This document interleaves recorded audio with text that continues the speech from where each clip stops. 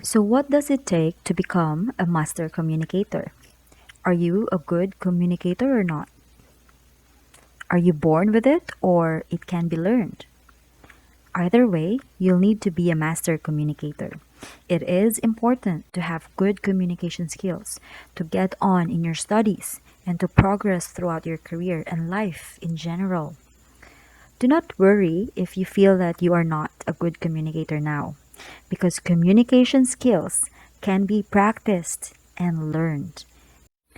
So, what is communication? Pause the video and answer that question. Ask yourself, what is communication? When we talk, write, and use body language to express ourselves, are we communicating? Yes or no? The answer is yes and no. Communication goes beyond that. The fact is, over 50% of our communication attempts are not heard or understood. Communication involves getting information from one person to the other person. Yet, even this is not a complete definition because communicating effectively involves having that information relayed while retaining the same in content and context. If I tell you one thing and you hear another, have I communicated? Example: two people are sitting on each side of a large wall and neither can see each other. The first person, the sender, says, "Hello, how are you there?" Is that communication? Yes or no? No, because the sender doesn't know if the message was received and understood by the receiver. Now let's have our view on the person on the other side of the wall. The second person, the receiver, responds to the message. "Hello, I'm here." Is that communication? Yes or no? No, because the person, the sender of the message, has not acknowledged that the message from the second person has actually been received.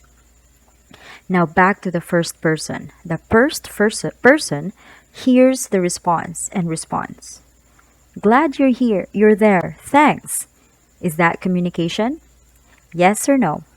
Yes, because both the sender and receiver have received and acknowledged the messages. Communication is like a game of tennis. The ball, the communication or the message, goes back and forth across the net. If the ball is returned, you are communicating. If not returned, you are only sending messages. Communication is a back and forth process. It is an exchange. When there is no feedback or acknowledgement, like in sending an email or shouting a verbal request, when there's no back and forth of message, there is no communication. Like when I send an email and I receive no response, there is no communication there, only an exchange of words or signals. So, communication is the process by which information is exchanged by words, symbols, signs, and body language. Question: do you have that communication skills? So, what is a communication skills?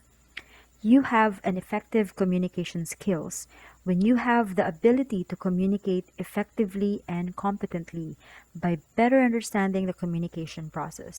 We will discuss the communication process later in the next video.